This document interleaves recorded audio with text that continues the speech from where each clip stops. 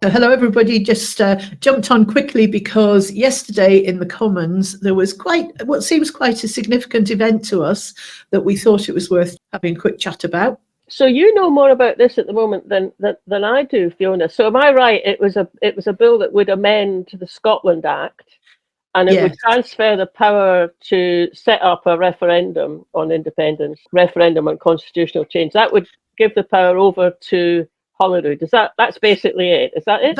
That's basically it. And I think the thing I took from it was kind of putting us on the same footing as the Northern Irish arrangement. So and there's a point in it about not more often than every 7 years, which is the same interval as Northern Ireland has got. And there is a kind of, obviously a parallel. We're all citizens of the UK right now, but with very different rights. So Neale Hanvey's speech was extremely good. We'll just play it for you so you can see what he said, and then we'll come back and we'll share the results. Neale Hanvey. Thank you, Madam Deputy Speaker. I beg to move that leave be given to bring in a bill to amend the Scotland Act 1998 to transfer the power to legislate for a Scottish independence referendum to the Scottish Parliament, to provide that such power may only be exercised where the Scottish public had demonstrated its support for holding such a referendum, to provide that no such referendum may be held sooner than 7 years following any previous such referendum, and for connected purposes. I'm standing up for the right for self-determination. I'm standing up for our territory. I'm standing up for our people. I'm standing up for international law. I'm standing up for all those territories, those small territories and peoples the world over. These are the words of then Prime Minister Margaret Thatcher, recounted from her Downing Street years memoirs. She goes on to say, the principle of self-determination has become a fundamental component of international law and is enshrined in the UN Charter. That principle she spoke of, the principle of self-determination of peoples, was enshrined in the UN Charter when Prime Minister Winston Churchill signed the 1941 Atlantic Charter. Any notion that Scots freely entered into the Union by an act of self-determination has no credibility whatsoever. In 1707, a majority of Scottish parliamentarians may have been persuaded, but the people were never consulted. The Acts of Union 1707 between England and Scotland created the Kingdom of Great Britain, establishing a single political entity, yet preserving the territorial, legal and institutional integrity of each partner country. The UK's constitution is not codified in a single document, so the question of whether the Acts of Union can be unilaterally dissolved by one party is not clear. However, the accepted position hitherto is that the Union is a voluntary association of equal partners and that Scotland has an unquestioned right of self-determination. Scotland's distinct constitutional tradition is best expressed by Lord Cooper in the case of McCormack versus Lord Advocate, which says the principle of the unlimited sovereignty of Parliament is a distinctively English principle which has no counterpart in Scottish constitutional law. And in the pleadings of the Honourable and Learned Member for Edinburgh South West in her prorogation case to the UK Supreme Court, it was noted that the 1707 parliamentary union between England and Scotland may have created a new state, but it did not create one nation. In recent years, the UK state has steadfastly refused to acknowledge or honour the principle or the democratic wishes of the Scottish electorate. According to distinguished academic and legal practitioner in international law, Professor Robert McCorkadale, the people of Scotland are distinct within the UK and have a right to self-determination. And as the people of Scotland are a people for the purposes of the right to self-determination, the choice of the means to exercise it is for the people to decide, not for the state. These are not obscure or arcane points of law, they are precise and purposeful, and according to Professor McCorkadale, such treaty obligations are binding under international law on all states. The question of whether the ancient nation of Scotland should be an independent country once again continues to be the subject of much debate. In short, with current support sitting at 50% across the population and above 70% among younger people, the matter is far from settled. It is entirely proper for any country to review such important matters because Scotland will only become independent as and when a majority of the people of Scotland choose that path. This demands the use of a democratic mechanism that is constitutional and satisfies international legal precedent. This bill seeks to standardise and codify such a requirement in line with the motion passed by this House, which endorsed the principles of the 1989 Claim of Right and which acknowledged the sovereign right of the Scottish people to determine the form of government best suited to their needs. At that time, the Claim of Right was supported by every political party save the Tories. In particular, Liberal Democrat MPs such as Ray Mitchie and Charles Kennedy were forthright in their support for the principle of Scottish sovereignty. They were following a Home Rule tradition in that party, which never for a second disputed Scotland's right of self-determination, albeit they thought Scotland should choose a form of federalism rather than independence. It would be unfortunate then today if, already having deserted their historic commitment to the European cause, the Liberal Democrats were to follow that by deserting their historic commitment to respecting Scotland's national rights. This morning, the Honourable Member for Edinburgh West called this bill, which favours neither one side nor the other, divisive and unnecessary, when it is anything but. It is in fact both liberal and fundamentally democratic. The effect of this bill should be uncontroversial for every member. It merely establishes in law an equivalent mechanism to the principle already conceded by the UK government in relation to a border poll in Northern Ireland. Firstly, that the power to legislate for a referendum requires a democratic mandate from the Scottish public to do so. Since 2014, that criterion has been met in successive general elections to the Scottish Parliament, most recently in 2021, where a majority of MSPs were elected and a majority of votes were cast in favour of a manifesto commitment to deliver an independence referendum. Secondly, this bill states that no such referendum may be held any sooner than every 7 years after any previous such referendum. Should members of this chamber deny Scotland her legitimate claim on self-determination, then it will have put beyond doubt that the voice of the people of Scotland is not welcome in this place and a new approach must be considered. This bill offers both remedy and root. It places the power to decide firmly where it belongs, in the hands of the people of Scotland, and it does so by transferring the power to hold a referendum on independence to the Scottish Parliament. It is a parallel initiative to that being led by my Alba Party colleague Ash Regan MSP in the Scottish Parliament. Ms Regan has brought forward a draft bill that would allow a referendum to be held to ask the people of Scotland if they think that the Scottish Parliament should have the powers to negotiate and legislate for independence. Its purpose is to consult the people of Scotland on their opinion on extending the provisions of their Parliament to hold such a referendum, a proposition supported by expert legal opinion of Aidan O'Neill KC. Both proposals have at their heart the democratic imperative that Scotland's political destiny must be in the hands of the people of Scotland, not in the hands of a Westminster Parliament or the Supreme Court. How does the behaviour of the UK government or the repeated espoused position of the opposition party constitute access to meaningful political process as claimed in the recent UK Supreme Court judgment? In the aftermath of the 2014 referendum, the All-Party Smith Commission agreement was signed by all of Scotland's main political parties, SNP, Labour, Tory and Liberal Democrats, and it stated, "It is agreed that nothing in this report prevents Scotland becoming an independent country in the future, should the people of Scotland so choose." While each have failed to deliver on that commitment, this bill provides a necessary, equitable and democratic mechanism for the people of Scotland. In 1889, in this place, the equality of the UK partner countries was asserted by a Liberal MP, William Ewart Gladstone, when he said the following: "I am to suppose a case in which Scotland, unanimously or by a clearly preponderating voice, were to make the demand on the United Parliament to be treated not only on the same principle, but in the same manner as Ireland. I could not deny the title of Scotland to urge such a claim." Good old Gladstone. John Major, when Prime Minister, said of Scotland, "No nation could be held irrevocably in a union against its will." It is increasingly apparent that this is not a union of equals. The UK is willfully subverting the will of the people of Scotland by denying them their established human rights as enshrined in the UN Charter and international treaty obligations, which the UK state entered into freely. At the opening of my speech, I cited the words of Lady Thatcher, but she went further. The Scots, being a historic nation with a proud past, have an undoubted right to national self-determination.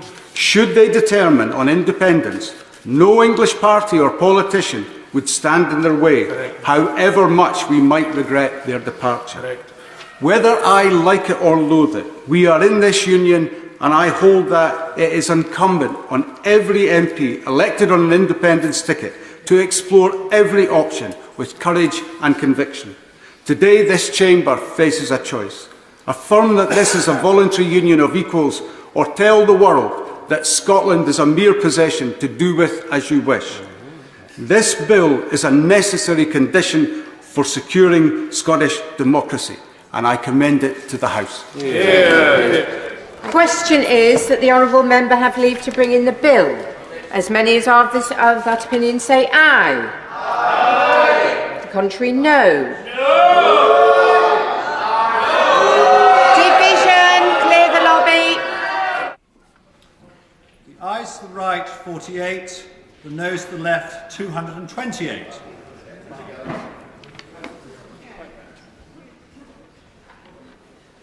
Thank you. The ayes to the right, 48. The noes to the left, 228.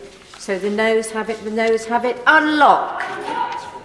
I think I picked up from Twitter or X that that this was happening. So I went into a handy little app called Commons Votes to find out how the voting went. And what struck me was, of course, no one thought that was going to get passed. Neale Hanvey, I'm sure, didn't think that was going to get passed. So there was something like 50 odd Conservatives who voted against, and then something like 150 Labour MPs who voted against. So what that struck me was, well, the Conservatives made sure they had enough people in the voting lobby to make sure it didn't get through. And then in comes Labour with their big tackety boots saying, no, we're not having that either. And so that kind of struck me just, in itself with the numbers. The other thing that struck me, Fiona, was Ian Blackford's debate in 2018 was about the claim of right and the sovereignty of the Scottish people. And there wasn't a vote, but it was passed unanimously. Now, not many people were in the chamber because there was only the Scottish MPs, but that did include the Scottish Tory MPs. And the Scottish Tory MPs all voted in favour of that motion. And the motion is, which was resolved, that this House endorses the principles of the claim of right for Scotland, agreed by the Scottish Constitutional Convention in 1989 and by the Scottish Parliament in 2012, and therefore acknowledges the sovereign right of the Scottish people to determine the form of government best suited to their needs. So that was passed unanimously by acclaim. Everyone just said yes in the House of Commons, 6 years ago. And it's like, in theory, you put up the theory, the general overarching principle, and people go, oh yeah, fine, yeah. And then someone like Neil comes along and says, so to enable us to do that, change the Scotland Act. No. Exactly. Yeah, exactly. And it's not the principle, it's the mechanism. And if they're just going to say, it's like them going, well, yes, of course you can do it. Of course you can leave anytime you want. And we go, okay, can we do it this way? Nope. Can you do it that way? Nope. Can you do it this way? Nope. It's shifting the debate on, I suppose. And where I thought Neil was quite clever at the end was he'd framed it very much as a principle of democracy.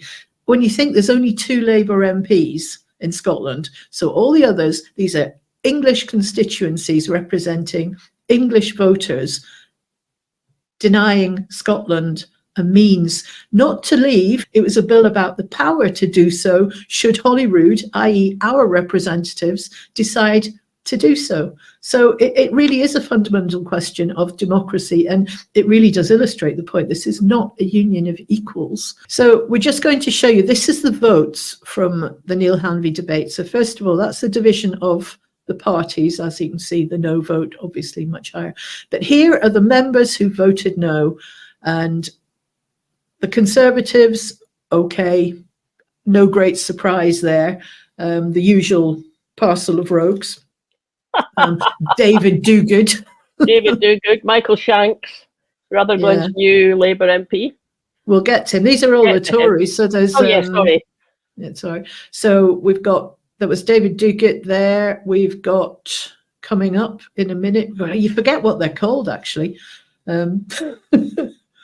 Douglas Ross there, voting against an amendment to the Scotland Act to allow people in Scotland the right to choose what kind of government best suits our needs. Look, Democratic Unionists, the DUP. Democratic. Again, no great surprise there, but 3 independents. None of them independent enough to want democracy. Now, this is the real roll of shame, Labour. And some of them, look at that, Hilary Benn, you kind of think of him as being a good guy. And yet, you know, and also coming I'll tell you, his dad will be turning in his grave. Banham Debonair, she's often got some good things to say, but no, she doesn't want Scots to have him. I always think, how can she be a Labour MP with a name like that? I know. I would say she'll be a Tory, but she's not. She does. No, she is good. She's got some good stuff to say. Yeah, but not when it comes to democracy for people in Scotland. Clearly, now. So these are all Labour MPs that swan through with their tackety books. But look at the number of them. That Stephen Kinnock. You know, you kind of expect better of him. David Lammy. You know, there's somebody who you would think might have. Well, he's actually come out and said it. Hasn't he, in the news that there's absolutely no way they're going to be giving Ed Miliband. Ed Miliband, yeah, another one that you think, oh, they're not that bad. Didn't you say that one of these MPs was a guy who was at the Tom Nairn? Clive Lewis, yes, he was there standing up for how British democracy is broken and how, you know, what needs to happen to improve it, and yet he's quite happy to vote against improvements when they're presented. And then Lib Dems, Democrat in their name, Liberal Democrats, but they don't stand for democracy in Scotland. And Alistair Carmichael, there we go. Wendy Chamberlain, she's Northeast Fife, Orkney and Shetland. You voted for people who don't support Scottish democracy. Yeah. So there we go. Well, roll of shame. Roll of shame. And I mean, you know, obviously Neale Hanvey, I mean, good for him for putting it forward and getting it going, and for the people who voted yes. It's quite interesting because obviously there was the MPs who are now Alba and the SNP MPs, not all of them, but that's always the case. They always have other things to be getting on with. Caroline Lucas voted for it. The SDLP from Northern Ireland, they voted for it. There was another independent who voted for it. Also Plaid, they all voted yes. There was one Tory MP, but I think that he or she must have got themselves into the wrong voting lobby, I reckon. They'll be getting their jotters from their chief whip. It was quite interesting though.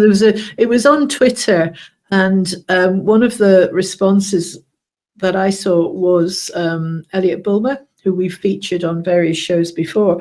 And he was really encouraging. He said, just don't be disheartened, keep at it. You know, this is all chipping away. Yeah. And although we don't know, you know, this issue of how you get a case to the UN or the ICJ is not an easy one to solve. I mean, the closest route for us seems to be, because we're not a state, is to get another state to act for us, or to be some kind of registered protest group. Those are the two routes I've seen put forward. I saw some comments, you know, actually one from a friend of mine, but also on Twitter, people saying, oh, well, you know, what's the point? I mean, this never goes anywhere and blah, blah, blah. And I think, well, yeah, that's true. It never goes anywhere. We kind of know that. You could have, maybe you know, you could have predicted the outcome of that vote, but it's the optics of it. That's why, you know, it's really worthwhile doing, for the optics of it, because there again, someone puts it forward, it gets slapped back. And that's happened a few times. And the more that happens, well, maybe even more, a few more people might come round to yes, but that's even the main thing is that you can show that as evidence to the rest of the world what happens when we try and take things forward. Yeah, exactly. And we're systematically working our way through, well, how could we make this happen? And the Scotland Act, it's the obvious place to start. The constitutional settlement that's agreed in there, of course, 10 years after the referendum. Why should we assume there's 10 years worth of people now in the electorate who weren't able to vote in 2014? Yes. I mean, that whole argument and that the way that Neale Hanvey, you know, kind of framed that 10-minute bill, how he frames it is very reasonable. It's just saying, let the Scottish Parliament decide when to ask people. Exactly. And if we're sovereign, we must have a mechanism to test the will of the people. Yeah. So there we go. So that was it. We just felt that this was quite an important thing that happened yesterday, and really quite a stark when you see those names scrolling down, all the people who vote to deny us our democracy. It really does throw the inequality of the union. It's there for everybody to see. Even if we had 56 Indie supporting MPs, they'd still be outvoted. That's your news from the Westminster for today, folks. Okay, bye then. Have a good day. Bye.